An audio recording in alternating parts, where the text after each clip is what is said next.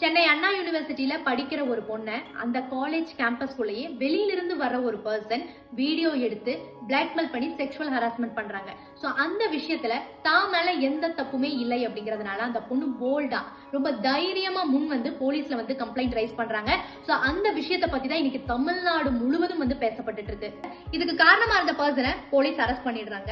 ஆனா அந்த person present ruling பார்ட்டியில இருக்கிற ஒரு பர்சனா வந்து சொல்லப்படுதுங்க. சோ அதனாலதான் மற்ற கட்சிகள் இந்த விஷயத்தை ரொம்ப ஸ்ட்ராங்கா வந்து கையில் எடுக்கிறாங்க. ஆக்சுவலா என்ன நடந்துச்சு அப்படின்னா, இந்த பொண்ணும் இந்த பொண்ணோட ஆண் நண்பரும் தனியா மீட் பண்ணி பேசுறாங்க. சோ அத வெளியில இருந்து வர ஒரு பர்சன் வீடியோ எடுத்துறான். சோ அந்த வீடியோ வச்சு பிளாக்மெயில் பண்ணி அந்த பையனை அந்த இடத்துல இருந்து அனுப்பிடுறான். சோ அந்த பொண்ணை இன்னும் தனியான ஒரு இடத்துக்கு கூட்டிட்டு போய் இந்த வீடியோவை நான் சொல்ற மாதிரி நீ கேட்கல அப்படின்னா உன்னோட பேரண்ட் கிட்ட உன்னோட காலேஜ்ல எல்லாம் கொடுத்துருவா அப்படின்னு சொல்லி செக்ஷுவல் ஹராஸ்மெண்ட் பண்றான். சோ அதாங்க அந்த இடத்துல நடந்திருக்கு. சோ அதை எல்லாத்தையும் மீறி என் மேல எந்த தப்பும் கிடையாது அப்படின்னு சொல்லி தைரியமா அந்த பொண்ணு வந்து கம்ப்ளைண்ட் வந்து ரைஸ் பண்றாங்க. சோ அதுக்கே நம்ம வந்து ரொம்பவே மிகப்பெரிய ஒரு பாராட்டு அந்த பொண்ணுக்கு தெரிவிக்கணும். சோ நம்ம மேல தப்பு இல்லைன்னா நம்ம எந்த இடத்துலயும் பயப்பட தேவையே இல்லைங்க. சோ வீடியோ எடுக்கிறியா, எடுத்துட்டு போயிட்டே இருடான்னு சொல்லுங்க. ஏன்னா நம்ம இன்னைக்கு 2024ல இருக்கிறோம். நம்ம எல்லாருமே பாரதி கண்ட புதுமை பெண்கள்ங்க. சோ எந்த விஷயத்துக்காகவும் பயப்படாதீங்க.